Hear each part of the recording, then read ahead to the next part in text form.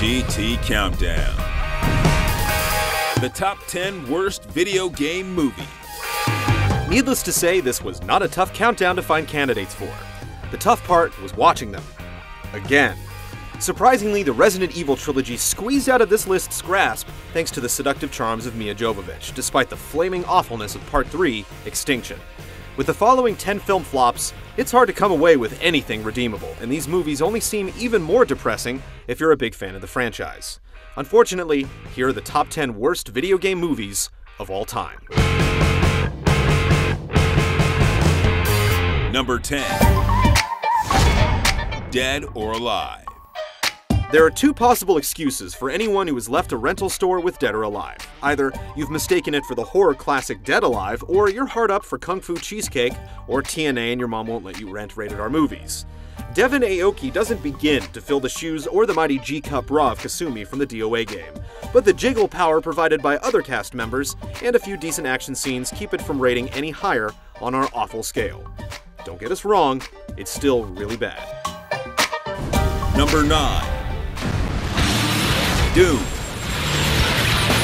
Doom was one of the most controversial video games ever released, but the only controversy surrounding the movie was thanks to scathing comments from critics. The New York Times called it a claustrophobic mess of a movie, while ReelViews coined it a dreadful, hackneyed piece of cinema. Both were correct. Starring The Rock of professional wrestling fame, the story follows his band of mercenaries as it answers a distress signal from Mars. If only moviegoers had a button to push to get their money back.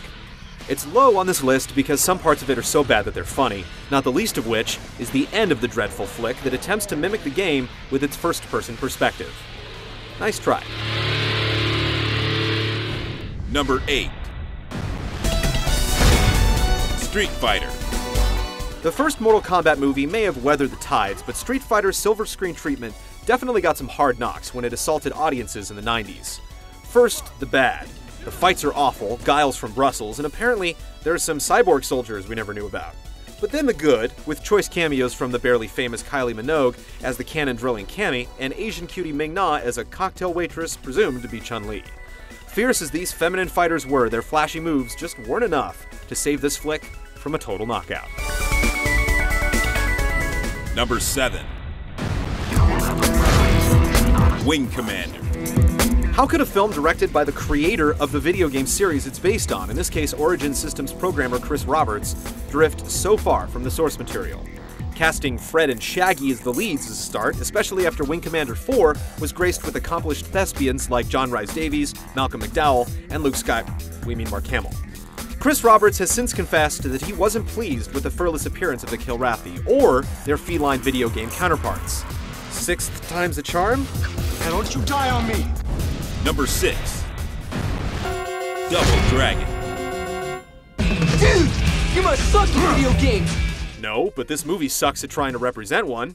We could forgive the Technicolor gang members, the Andy Dick cameo, copious amounts of high fives, Alyssa Milano's short hair, or a Bobo steroid problem, but we can't forgive the destruction of an actual Double D arcade machine. While Jimmy Lee may not have been the Shadow Boss, at least now, he's the chairman. Number 5. Mortal Kombat Annihilation.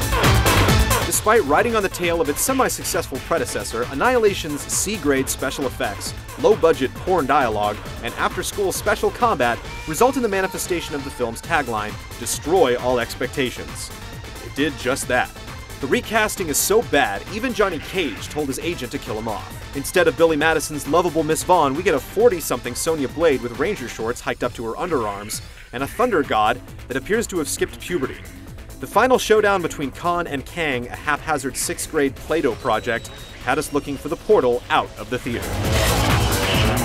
Number 4.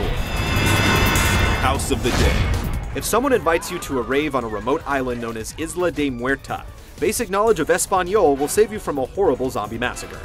If someone invites you to see a Uwe Boll movie, basic knowledge of the director's other work will save you from a truly awful film. Even gratuitous nudity and gamey gimmicks can't save this cheese fest. If you watch the film, you'll suffer like G did, and then some. But don't feel too sad for the Sega logo. It's sadly seen worse. Number 3. Alone in the Dark. Not long after closing escrow on the House of the Dead, Boll staked his claim on another piece of video game real estate with the film adaptation of Alone in the Dark. And you anyway! Swapping mystery and intrigue for guns and washed-up actors Christian Slater and Tara Reid. I don't believe it. The inadvertently hilarious action horror flick had little to do with the series and even less to do with common decency. And for desperate viewers holding out hopes for some shameless TNA, trust us, there are some things that you wouldn't want to get caught alone in the dark with.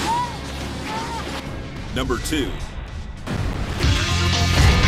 Super Mario Brothers. One would think that a film starring one of the most popular and recognizable characters on the planet would easily become a blockbuster. Even with this going for it, somehow Hollywood managed to find a way to deliver an epic disaster. As the first live-action adaptation of a video game, Super Mario Bros. Left a dark stain on the genre that mars it to this day. Whether it was Koopa as a human, Goombas as giant reptilian thugs, the Mushroom Kingdom as a dystopian city, or the infamous cameo of the Super Scope, this film made even the staunchest Mario fanatic wince in agony. Bob Hoskins, the actor that played Mario, denounced the project in an August 2007 interview as a nightmare, and Shigeru Miyamoto admitted he regrets the film's creation. I am very disappointed in you, cousin. Number 1. Blood Rain.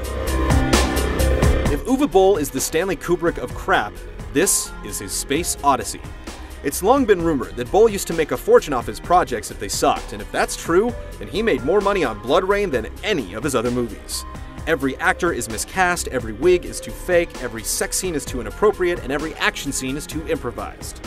It's no surprise that the director that got away with wasting Ben Kingsley's talent also produced the worst video game movie of all time.